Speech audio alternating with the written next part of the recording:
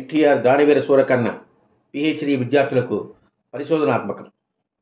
కవి సమ్రాట్ విశ్వనాథ సత్యనారాయణ గారి 999 పేజీల నవలా గ్రంథం 1000 పడగలు కేవలం 28 రోజుల్లో తమ్ముడికి డిక్టేట్ చేసి చెప్పిన వాక్యం తిరిగి సరిదిద్దకుండా జలపాతంలా తెలుగువారి గంగావతరణం ఆ అసమాన నవలా గ్రంథం. దీన్ని సహస్ర పని అని పివి నరసింహారావు గారు హిందీలో తర్జుమా చేసి కీర్తి గడించారు. అలా కవి సమ్రాట్ శిష్యులు మన విశ్వవిఖ్యాత నట దర్శక సార్వభౌములు ఎన్టీఆర్ గారి అపూర్వ సృష్టి దానవీర సూరకర్ణ కేవలం 40 రోజులు రసెస్ చూడకుండా విభిన్నమైన 3 పాత్రలు, నిర్మాణం, దర్శకత్వం, 4 గంటలు ప్రపంచ చరిత్రలో కనరాని వినరాని విచిత్రం. దానవీర సూరకర్ణ ఇందులో హరికృష్ణ, మోహనకృష్ణ, బాలకృష్ణ పుత్రులను కూడా పాలు పంచుకొనివ్వటం విశేషం. ఎన్టీఆర్ పుత్రికలు ఇద్దరు ఇందులో నృత్యం కర్ణుని ముందు చిత్రీకరించిన పాట ప్రేక్షకులకు చూపలేదు. కారణం, ఎంజీఆర్ గారు ఆడపిల్లల్ని సినిమాలో చూపవద్దని హితం చెప్పారు. ఈ చిత్రానికి ఎన్టీఆర్ 3 పాత్రలు ఒక కారణం అయినా కొండవీటి వెంకటకవి రచన పరిశీలనాత్మకం. నాకు తెలిసినంత వరకు ఈ సినిమా కథ మాటల గురించి నిత్య నూతనంగా వివరించగలనని మనవి చేస్తున్నాను. ఇందులో శ్రీకృష్ణ జగద్గురు పాత్ర ఎన్టీఆర్ గారికి వెన్నతో పెట్టిన విద్య. హావభావ రసాలు మనకు సుపరిచితం. ఇక కరుణ రసాత్మకం కర్ణ పాత్ర అనితర సాధ్యం. మచ్చలేని సూర్యపుత్రుడు అయినా నిలువెల్లా శాపంతో తెచ్చుకున్న మచ్చలతో మాసిపోయిన దీనుడు కర్ణ పాత్ర. ఆశాంతం అపాండవం చేయనని తల్లికి మాట ఇవ్వటం, కురుక్షేత్రంలో 10 రోజులు భీష్మ సారథ్యంలో పాల్గొనలేకపోవటం, తాను పాండవుల అన్న అని తను నమ్మిన దుర్యోధనకి చెప్పలేకపోవడం నిజంగా పరమేశ్వరుడు హాలాహలంలో కంఠంలో దాచుకున్న దానికన్నా అత్యంత విచారకరం. ఏ భాష వ్రాయని చదవని మొఘల్ పాదుషా అక్బర్ మహాభారతం విని ఇలా చమత్కరిస్తాడు. కురుక్షేత్రంలో వృద్ధ పాత్ర భీష్మ, బాల పాత్ర అభిమన్యుడు మాత్రమే మచ్చలేని మహావీరుడు. ఇక కర్ణుడు పాపం దూషించలేము, స్తుతించలేము. మహాభారతంలో మరుగున పడి మాసిపోయిన వీర ధీర గంభీర పాత్ర అని కితాబిస్తాడు. ఇక వ్యాస కవిత్రయ భారతంలో లేని బిరుదు మన మహాదాత కర్ణ అంటాడు. కానీ ఆ కర్ణుడు దుర్యోధనుని దాత అని నమస్కరించడం, హితుడా అని మిత్రుణ్ణి సంబోధించడం, అలాగే దుర్యోధనుని ఈ అభిమాన సుయోధనుని చేసిన ఘనత డివిఎస్ కర్ణలో మన ఎన్టీఆర్ గారిదని సగర్వంగా చెప్పవచ్చు.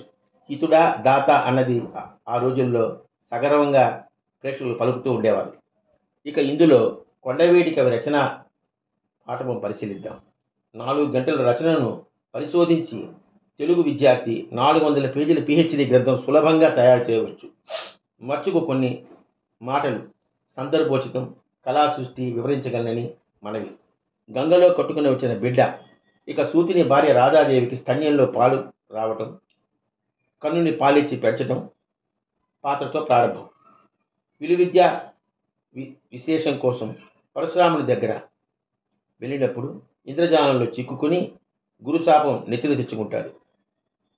కులం గురించి గురువు గారు మందలిస్తే అప్పుడు కర్ణుడు, నాకు తల్లి తండ్రి కులం ఏమీ తెలియదు, పైగా తెలిసినది తండ్రితో సమానమైన గురువు గారు మీరు మాత్రమే. నేను మీ శిష్యుని కనుక గురువు గారి కులం నాది అంటే మీ కులం భృగువంశమే నాది అని ధైర్యంగా గంభీరంగా జవాబు చెప్పి పరశురాముని దగ్గర రథము, విజయం అను విల్లు వరంగా పొందుతాడు. ఇది కవిగారి రచనా సృష్టి. అలాగే తన బాణంతో ఇంద్రమాయ బ్రాహ్మణ గుహత్య శాపం పొందినప్పుడు అతనితో, మీరు మహాత్ములు, మీ తపస్సు లోక కళ్యాణం కోసం తప్ప వ్యక్తి నాశనం కోసం పోగొట్టుకోరాదని శాంతంగా బుద్ధి చెబుతాడు. అలాగే పసిపిల్ల తనకు మట్టిలో నూనె కావాలని మారాం చేస్తే ఇక చేసేది లేక మట్టిని పిండి నూనె తీస్తే భూదేవి శపిస్తుంది, రథం భూమిలో కృంగుతుంది అని.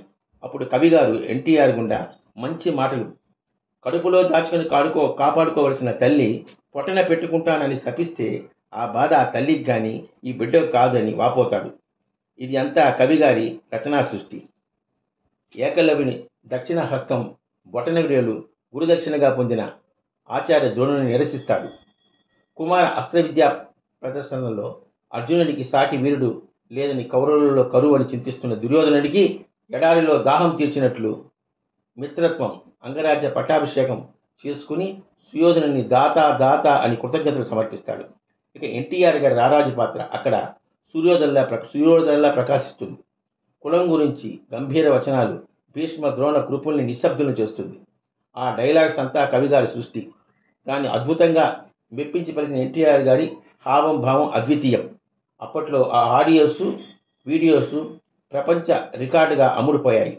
ఎన్టీఆర్ అభిమానులు జేజేలు పలికిన సన్నివేశం అది.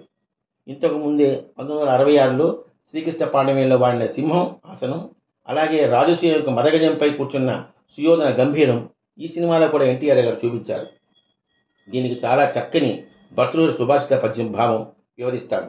ఎంత ఆకలికున్న సింహం ఏ మృగం చెప్పిన మాంసం ముట్టుకోదు. తను మదగజం కుంభస్థలం చీల్చి తిని తృప్తి చెంది తరువాత మిగిలిన మృగాలకు దళాదత్తం చేస్తుంది. అంటే సింహం బొమ్మ అభిమానానికి చిహ్నం. అందుకే ఎన్టీఆర్ పెద్ద సింహం ఆసనం పెట్టాడు. అలాగే మదగజం కూడా భర్తృహరి పద్యం సంస్కృతంలో ఉన్నది. ఏమంటే పిల్లి, కుక్క, గుర్రం, ఆవు, ఎద్దు, పశువులు అన్నీ మనం పెట్టిన ఆహారం కృతజ్ఞతతో భయభక్తులతో స్వీకరిస్తూ మనకు సలాం చేస్తాయి. కానీ ఏనుగుకు ఆతిథ్యం ఇవ్వాలంటే ఇచ్చేవారు భయంతో భక్తితో జాగ్రత్తగా మదగజానికి ఆహార విహారాలు సమకూరుస్తారు.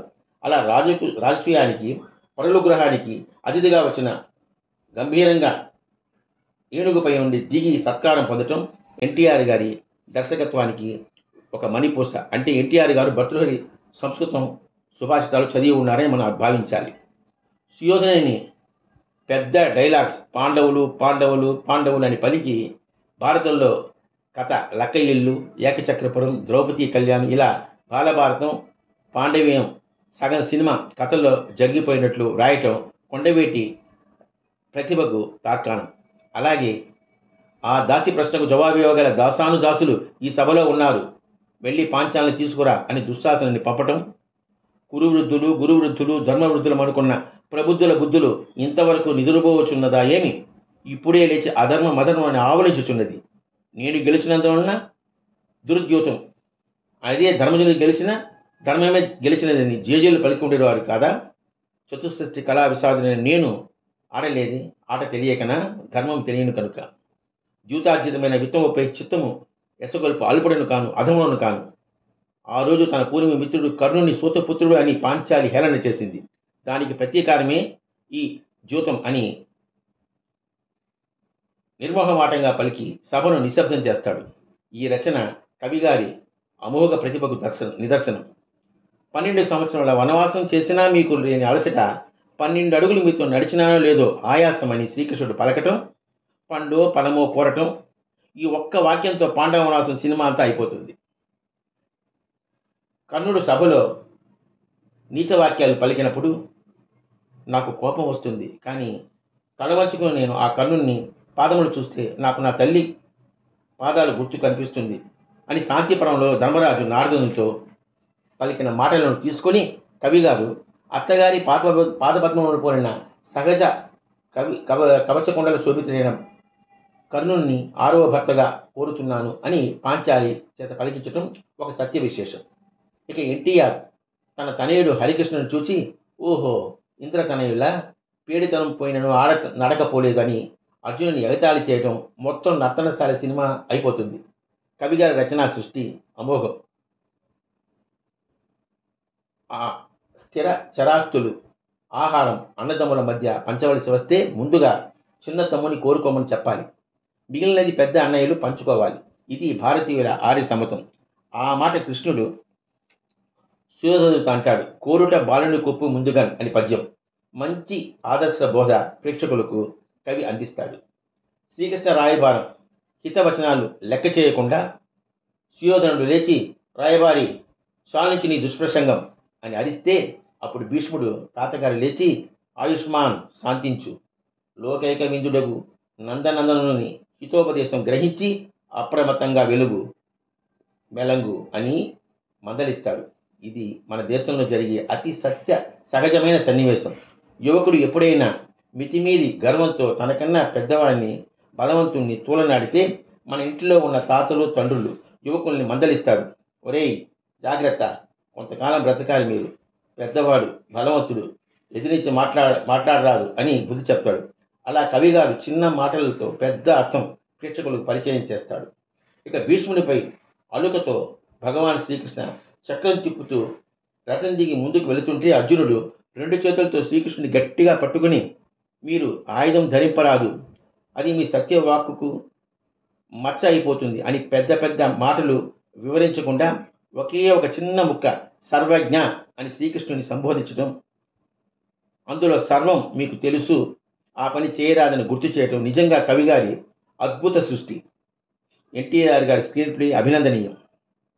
ధర చేతను గురు చేతను వరమడిగిన కుంతి చేత వాసవు చేతను, నీ చేతను నా చేతను అరయంగా కర్ణుడిలుగా ఆరుగుడి చేతను అన్న లోకోక్తి పద్యం మొత్తం మాటల మూలంగా ఎన్టీఆర్ హరికృష్ణతో పలకటం చిన్న ఉదాహరణ. అంతేకాక అద్భుత దర్శకత్వం. శ్రీకృష్ణుడు తన దివ్య రూపం చూపి కర్ణుని దగ్గర కుడి చేతితో అతని నోటిలోని బంగారు దానం స్వీకరించటం, సకలాభీష్ట ప్రదాతనైన నాకే దాతవి అయ్యావు అని కర్ణుని శ్లాఘించటం, చివరగా అప్పుడు వామనావతారం ఇప్పుడు కర్ణుని దగ్గర దానం పట్టిన కుడి హస్తం మలినం అయినందున తన వామహస్తంతో అభయ ప్రదానం చేసి కర్ణునికి ముక్తిని ప్రసాదించటం కొసమెరుపు. కృష్ణ, దేవుడ వంటివి, ధర్మ ప్రతిష్టాపనకి అవతరించినటివి, ఇదేనా దేవుడు చేయవలసిన పని, ఇదేనా ధర్మ ప్రతిష్టాపన? శ్రీకృష్ణుడు అధర్మ యుద్ధమున వాయునందను చే సుయోధనుని ఊరువులు ఛేదించినాడు అన్నది సాక్షీభూతమైన సత్యం. ఇది కాలం కాదనగలదా అని చక్కగా అవసాన సమయం సుయోధనుడు శ్రీకృష్ణుని అలాగే భీమసేనుని అధిక్షేపించడం ఎన్టీఆర్ సుయోధనుని పాత్రకు అంతిమ విజయ వీర విలాపం. దానవీర సూరకర్ణ దాత దాత హితుడా హితుడా అని స్నేహబంధాన్ని మించిన బంధం సృష్టిలో లేదు అని శుభం పలుకుతుంది.